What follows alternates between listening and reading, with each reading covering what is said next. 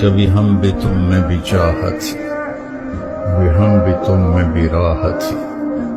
کبھی ہم بھی تم بھی تھے آشنا، تمہیں یاد ہو کہ نہ یاد ہو۔ السلام علیکم ورحمۃ اللہ وبرکاتہ۔ دوستو، مولانا طارق جمیل صاحب دامت برکاتہم العالیہ بلا شبہ عالم اسلام کے ایک عظیم داعی اور مبلغ ہیں۔ 54 سال سے تبلیغ دین کا فریضہ انجام دے رہے ہیں اور 6 بر اعظموں میں کروڑوں لوگوں کی زندگیوں کے بدلنے کا باعث بنے۔ ایک حدیث میں نبی مکرم سرور دو عالم صلی اللہ علیہ وسلم کا ارشاد ہے کہ ان من البیان لسحرا، کہ بعض بیان جادو کا سا اثر رکھتے ہیں۔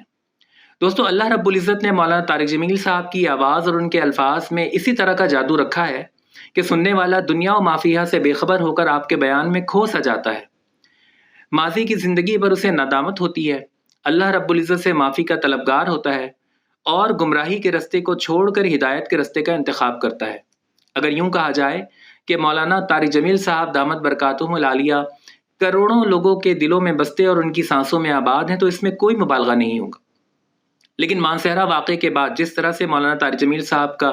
وائس نوٹ وائرل ہوا، جس میں وہ تبلیغی جماعت کے شورا کے اراکین پر غصے کا اظہار کر رہے تھے اور اپنا درد دل بیان کر رہے تھے، اور اس کے بعد جس طرح سے سوشل میڈیا میں ایک جنگ سی چھڑ گئی ہے، اس کے تناظر میں کچھ لوگ تبلیغی جماعت کی آڑ لے کر مولانا صاحب سے اپنے پرانے حساب برابر کر رہے ہیں، اور کچھ لوگ مولانا صاحب کی محبت کا دم بھرتے ہوئے تبلیغی جماعت کو تنقید کا نشانہ بنا رہے ہیں۔ ایک مولانا صاحب کا میں نے بیان سنا، وہ مولانا طارق جمیل صاحب دامت برکاتہم العالیہ کے بارے میں کہہ رہے تھے کہ مولانا طارق جمیل کا عروج سے زوال کا سفر اس طرح سے طے ہوا کہ ایک وہ شخص جس کے بیان کے لیے مہینوں پہلے سے تاریخیں لینی پڑتی تھیں، 20 سفارشیں کروانی پڑتی تھی، واسطے بتانے پڑتے تھے، آج وہ ایک مائک کو ترس رہا ہے۔ انہوں نے یہ بھی کہا کہ ایسی عالمگیر شہرت اور مقبولیت اور پھر اس طرح سے راندہ درگاہ ہونا اور لوگوں کی بیزاری۔ انہوں نے مولانا طارق جمیل صاحب کو مخاطب کرتے ہوئے یوں بھی کہا کہ مولانا، کروڑوں لوگوں کے دلوں سے محبت اللہ کے سوا کوئی نہیں نکال سکتا۔ اور دوستوں، ان مولوی صاحب سے میں یہ کہنا چاہتا ہوں کہ واقعتاً کروڑوں لوگوں کے دلوں سے محبت کوئی نہیں نکال سکتا۔ یہ کس قسم کی بات آپ مولانا طارق جمیل صاحب کے بارے میں فرما رہے ہیں؟ اگر آپ اپنے حجرے سے باہر نہیں نکلتے تو جو ویڈیو آپ نے اپلوڈ کروائی ہے اس ویڈیو کی کمنٹ سیکشن میں جا کر ہی دیکھ لیں تو آپ کو اندازہ ہو جائے گا کہ آج بھی مولانا طارق جمیل صاحب سے کروڑوں لوگ اسی طرح سے عقیدت و محبت کا اظہار کرتے ہیں جس طرح کل کرتے تھے۔ آج بھی مولانا طارق جمیل صاحب اور ان کی آواز میں اللہ رب العزت نے وہی تاثیر رکھی ہے جو کل رکھی تھی۔ آج بھی مولانا طارق جمیل صاحب کروڑوں لوگوں کی آنکھوں کا نور، ان کے دل کا سرور اور ان کے ماتھے کا جھومر اور ان کے سر کا تاج ہیں جس طرح وہ کل تھے۔ یہ کیا بات ہوئی کہ اگر کوئی شخص ایسا ہو کہ جو آپ کی جماعت سے اور اس کے طریقہ کار سے مطمئن نہ ہو، وہ آپ کے سٹیج پہ نہ آتا ہو، تو آپ نے اس طرح سے اپنے حساب برابر کر دیے کہ ایک موقع کی تلاش میں رہے اور جہاں پہ آپ کو موقع ملا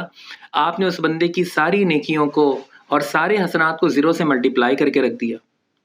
ایک وہ شخص جس نے ساری زندگی دین اسلام کا علم بلند کر کے رکھا اور تبلیغ دین کا فریضہ سر انجام دیتا رہا، اس کے ساتھ آپ نے اس طرح سے رویہ کیا اور اس سے محبت کرنے والوں کا سینہ اس طرح سے چھلنی کیا کہ اسے متکبر، خود پسند، بد اخلاق اور لوگوں میں غیر مقبول باور کروایا۔ دوستو، مولانا طارق جمیل صاحب بھی انسان ہیں۔ انسان بسا اوقات اپنی فرسٹریشن کا اظہار کچھ اس انداز سے کر جاتا ہے جو کہ بات مناسب نہیں ہوتی۔ مولانا صاحب نے خود سے بیان کی تمنا کا اظہار کیا جو واقعتاً تبلیغی منہج کے خلاف ہے، اس سے مطابقت نہیں رکھتا۔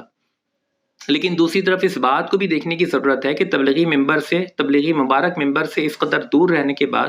ممکن ہے کہ وہ کسی فرسٹریشن کی وجہ سے اس طرح سے انہوں نے ریئیکٹ کر دیا، لیکن آج بھی یہ ان کی تبلیغ سے اور تبلیغ والوں سے محبت ہی ہے کہ ایک وہ شخص جس کے کروڑوں فالوورز ہیں اور جس کی ویڈیوز ملینز میں جاتی ہے، آج بھی وہ اسی روایتی انداز سے اللہ کا پیغام اللہ کے بندوں تک پہنچانا چاہتا ہے۔ آج بھی اس مبارک تبلیغی ممبر کے لیے وہ اسی طرح سے اس کا دل مچل رہا ہے اور اس سے دوری کو وہ اسی انداز سے محسوس کر رہا ہے۔ تو اس واقعے میں جس طرح سے مولانا طارق جمیل صاحب کے خلاف بہت سے لوگوں نے محاذ کھولے، یہ بہت ہی افسوسناک تھا اور اس کی جتنی مذمت کی جائے وہ کم ہے۔ دوسری جانب تبلیغی جماعت کی شورا کے اراکین ہیں، دوسرا وہ بھی اسی طرح سے ہمارے سروں کا تاج ہیں، جس طرح مولانا طارق جمیل صاحب سے ہم محبت کرتے ہیں۔ یہ ہماری اوقات نہیں کہ ہم ان بڑے بزرگوں کے بارے میں کوئی بات کر سکیں، کوئی منفی تبصرہ کریں۔ مولانا طارق جمیل صاحب بھی ہمارے ہیں، تبلیغی جماعت بھی ہماری ہے، اور تبلیغی جماعت کی شورا کے اراکین بھی ہمارے ہیں۔ اس معاملے میں فریق بن کر بڑوں کو برا بھلا کہہ کر اپنے اوقات ضائع کرنے کے بجائے دعا کیجیے کہ اللہ تبارک و تعالیٰ اتحاد کی فضا قائم فرمائے، معاملات کو سلجھا دیں، تبلیغی جماعت پھر کسی مزید افتراق اور انتشار کا شکار نہ ہو۔ اور مولانا طارق جمیل صاحب جو بلا مبالغہ ملت اسلامیہ